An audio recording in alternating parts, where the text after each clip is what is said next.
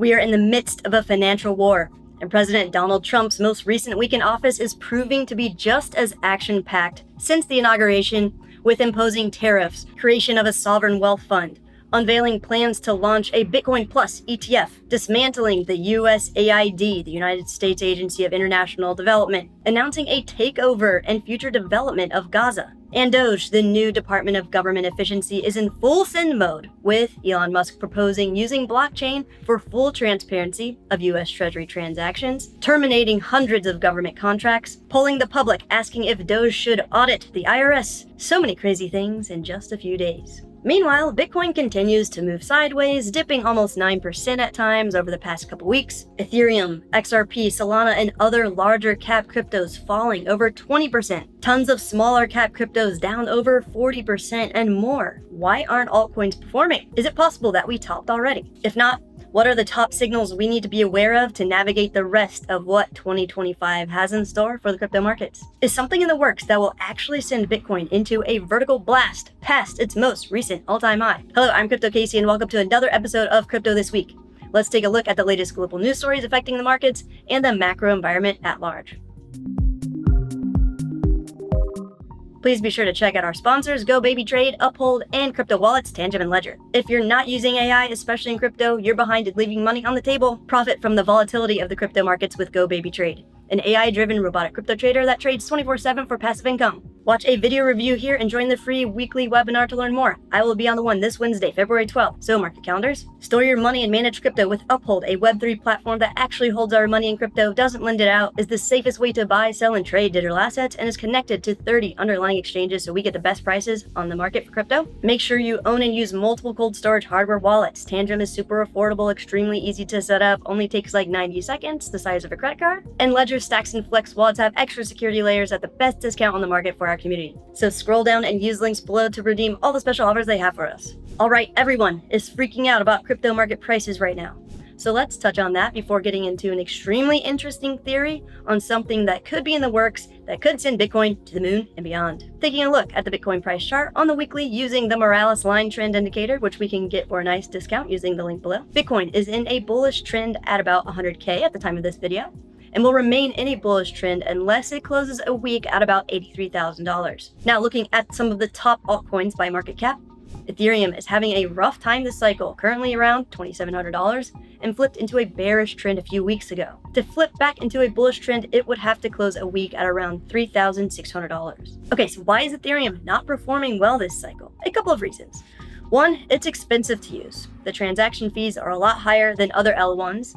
And two, the fact that it needs layer 2s to scale and function better is not ideal. 3, the founder, Vitalik Buterin, has not been as active or helpful in the Ethereum community. In fact, he recently expressed frustration with comments made in the crypto community about how crypto's highest and best use is a teaching casino. And 4, more developers are choosing to build on other layer 1 blockchain networks like Solana. Taking a look at the Solana price chart on the weekly, it's at about $200 at the time of this video and fell back into a bearish trend back in December of 2024. And it won't flip bullish until it closes a week at about $256. Even the decentralized exchange built on Solana called Radium has surpassed Ethereum-based decentralized exchange Uniswap in 30-day volume and has become the #1 DEX or decentralized exchange across all chains despite only operating on Solana. Uniswap, $98 billion.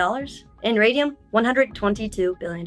So again, with all the layer 2s built on Ethereum, it's clunky, not as straightforward to build on. That's why there are multiple versions of Uniswap. An Ethereum-based one, and layer 2s like Arbitrum, Polygon, and other networks like Base. It's just kind of a mess. And that's why most meme coins are now launching on Solana. Which brings us to one of the main reasons altcoin season has been lackluster so far. A meme coin launching and trading platform built on Solana called Pump Fun. It surpassed Solana and Ethereum in 30-day trading volume, with Solana generating over $119.33 million in monthly fees, while Ethereum recorded $142.57 million. Data from DeFi Llama showed that Pump Fun recorded $295.53 million in trading volume in the past 24 hours. It has also recorded a 24-hour trading fee of $1.45 billion. So basically all of the liquidity, money, and trading that would be in altcoins with larger market caps, actual teams working on projects to create valuable products and services and use cases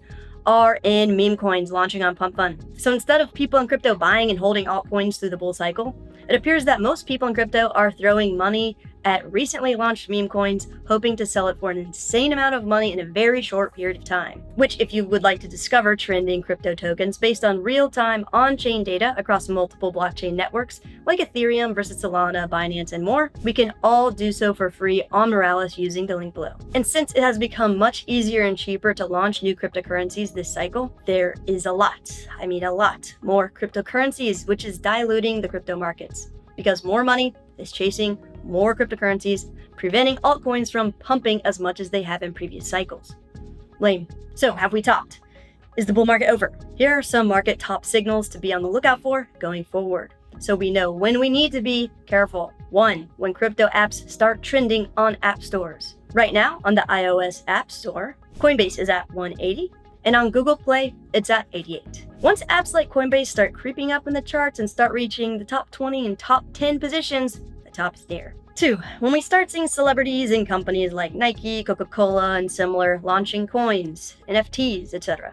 That's a top signal. In fact, the President of the United States launching a meme coin qualifies as a top signal, to be honest. 3. When you start hearing a lot of random people talking about crypto, like your Uber driver, your handyman, coworkers, your uncle, your grandma, yeah, the end is nigh. So my random wild guess is we top out this year in either the next month, few months, several months. Either way, the other day, both USDC and USDT minted more stablecoins, which means money is still flowing into the crypto markets. Big businesses, financial institutions, and entire nations and countries are getting into crypto. So long term, we're good to go. I mean, even considering the last bear market, it wasn't actually that long. Zooming out, we topped out here around December 2021. And we flipped bullish just a little over a year later in January 2023. And looking back at the start of the last bull cycle, this is where we were around this time of the year in February. And we didn't really start taking off until around the end of this month and in March. Then a pullback before starting to launch to the previous all-time high around August through the end of the year. And going back even further, this bear market was a bear, pretty much from December 2017 all the way until we finally got back to where we topped out that cycle, December 2020. 3 whole years some of us suffered through. So the most recent one, just a little over a year, is nothing. At the end of the day, the most important thing to point out is that 2 cycles ago, Bitcoin went from 1K to 20K. Last cycle, it went from 10K to 69K. And this cycle, we went from 20K to currently around 100K. And more likely than not, going higher. Lesson here, none of us can make serious money in crypto by being tourists in this market. The long-term strategy is how we win, not by only coming around during the heat of bull cycles for the short term. Sweet. So now let's explore an interesting scenario that could be in the works that could send Bitcoin to the moon and beyond. First, we need to make sure we are prepared to be in crypto for the long term to increase our chances of realizing long-term generational wealth by taking advantage of our once-in-a-lifetime .com moment, because the traditional financial world will be replaced. Get ahead of the game now by opting out of the current failing, corrupt traditional financial system by entering the next generation of finance. And it's easier than you think. Just open up an Uphold account. It's a Web3 platform that provides us with a way better, safer option for storing US dollars than banks and managing crypto than exchanges. It's completely free to use, only takes like 90 seconds to set up. It's better and safer because all of our crypto and US dollars are 100% there, not lent out like banks and exchanges. And we get the best possible prices for cryptocurrencies with way more liquidity when trading because it's connected to 30 underlying exchanges. And completely own and control your Bitcoin, altcoins, digital assets without third parties like exchanges by using multiple hardware wallets. Tangent is super affordable, extremely easy to set up, only takes 90 seconds, great for beginners. And Ledger Stacks and Flex wallets have extra security layers, and our community gets the best discounts on the market using the links below. And if you're actively investing in the crypto markets and not using AI, you're getting left behind, leaving a ton of money on the table. So stop gambling on meme coins and start gaining with GoBabyTrade, an AI-enhanced robotic crypto trader that is literally a set-it-and-forget-it investment strategy that generates passive income to build long-term wealth. Sounds insane. However, I've been using it for over a year now. I've made more profit with this thing than researching and choosing cryptos to buy low and sell higher later. Tons of y'all have also been absolutely loving it since we explored it together a few months ago. So definitely take 1 hour out of your life to join us on the free weekly webinar every Wednesday to learn more. I will be on this week's webinar Wednesday, February 12th, so mark your calendars. I'll see you there. All right, let's explore this interesting hot take by Jeff Park in an article he shared recently about how Trump's tariffs could send Bitcoin vertical.